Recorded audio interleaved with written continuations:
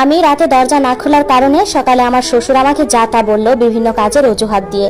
আমিও বললাম বাবা আজ রাতে খোলা রাখবো। তারপর আমার শ্বশুর আর কিছু বলল না। বিকালের দিকে দেখলাম আমার বর আসলো, সাথে বোরকা পরা একটা মেয়ে। মেয়েটা খুব সুন্দরী, আমার চাইতেও খুব বেশি সুন্দর। আমি কিছু বললাম না, চুপচাপ আছি। আমার শ্বশুর শাশুড়ি জিজ্ঞেস করলো মেয়েটাকে। তখন আমার বর বলল আব্বা বিয়ে করছি 3 মাস আগে, এখন বাড়ি আসছি। আমার শ্বশুর শাশুড়ি বলল কোথাকার মেয়ে, কে, আর আমাদের না বলে এটা কি করলি। পরে গিয়ে আমার শ্বশুর শাশুড়ি অনেক ঝামেলা করে আর আমি অনেক কান্না করি। আসলে যার বর দ্বিতীয় বিয়ে করে সে জানে কষ্ট কতটা, তাও নিজের সামনে যখন বউ আরেকটা আনে। আমার বর আমায় বলল এই শুনো, তুমি পাশের ঘরটা একটু গুছিয়ে দিবা। বিশ্বাস করেন কসম, তখন আমার বুকটা কষ্ট ফেটে যাচ্ছিল। আমি একটা শব্দও করিনি। আমি রুমটা গুছিয়ে দিলাম, তাদের খেতে দিলাম, তারা খেলো। আমার শ্বশুর শাশুড়ি রুমে গেল। আমার বর তাদের কি বুঝালো আমি জানি না, তবে তারা আগে থেকে একটু নরম হলো। রাতের বেলা আমি আমার রুমে একা ঘুমালাম। ঘুম আমার আসেনি, সারা রাত কেঁদেছি নামাজে। আসলে কষ্টটা বুঝবে না কেউ। যার বর বিয়ে আর একটা করে, পাশের রুমে নতুন বউকে নিয়ে ঘুমায়, সে বুঝবে কষ্টটা কি। আমার ইচ্ছে করতেছিল ওই রাতেই মরে যাই, কিন্তু যাই হোক না কেন মৃত্যুকে আসলে ভয় পাই। সকালে উঠলাম 5টা বাজে। গ্রাম হওয়ায় বাথরুম বাহিরে। বাথরুমে যাওয়ার সময় দেখলাম আমার বরের দ্বিতীয় বউ গোসল করতেছে।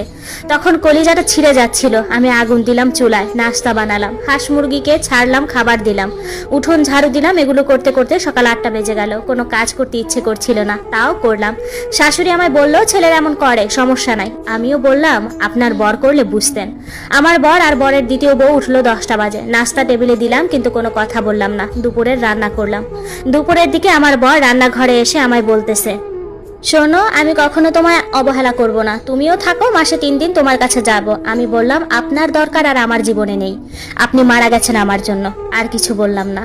অনেক কাঁদলাম আর ভাবলাম গরিবের মেয়ে যাওয়ার তো কোনো জায়গা নেই, কই যাব। বাপ মায় তো 2টা খেতে দিতেও পারবে না, ঘরে ছোট ছোট ভাই বোন, নিজেকে নিজের সাথে যুদ্ধ করে বাঁচতে হবে। আমার শ্বশুর আমাকে সান্ত্বনা দিল। আমিও বললাম বাবা সমস্যা নাই, আপনি তো আছেন।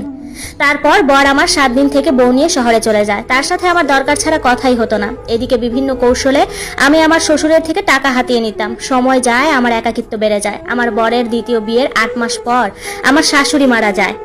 আমার শ্বশুর একা হয়ে যায়। তখন আমি তাকে সঙ্গ দিতাম। বাড়িটা ছিল আমার শ্বশুরের নামে। আসলে কি জানেন, আমরা অল্পতে ধৈর্য হারিয়ে ফেলি, এটা ঠিক না আমি মনে করি। তখন আমার পরিকল্পনা হয় আমার শ্বশুরের কাছ থেকে বাড়িটা আমার নামে নিয়ে ফেলি, কিন্তু আমার শ্বশুর কোনো রকমই বাড়িটা আমাকে দিবে না। আমিও বিভিন্ন ছলে বলে কৌশলে বাড়িটা আমার নামে নিয়ে ফেলি।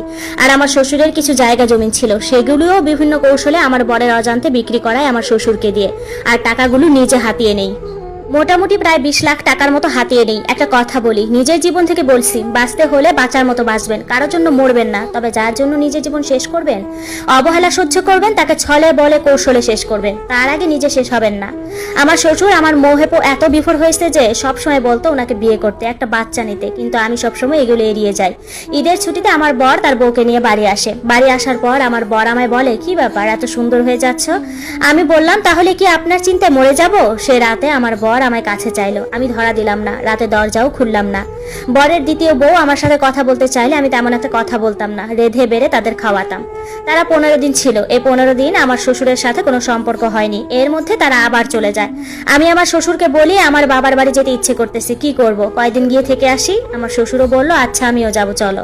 তারপর কয়েকদিন আমার শ্বশুরের সাথে বিছানায় যেতাম না, রাগ আর মন খারাপ করে রাখতাম। তিনি জিজ্ঞেস করলে বললাম আমাদের বাপের বাড়ির ঘরটা অনেক ভাঙা, বৃষ্টি হলে পানি পড়ে, ভালো লাগে না এত কষ্ট। তখন আমার শ্বশুর বলে আচ্ছা আমি ঠিক করে দিব। পরে দিয়ে আমার শ্বশুর সেমি পাকা ঘর বেঁধে দেয়, আর আমিও বাড়িটা নিজের নামে লিখে নেই।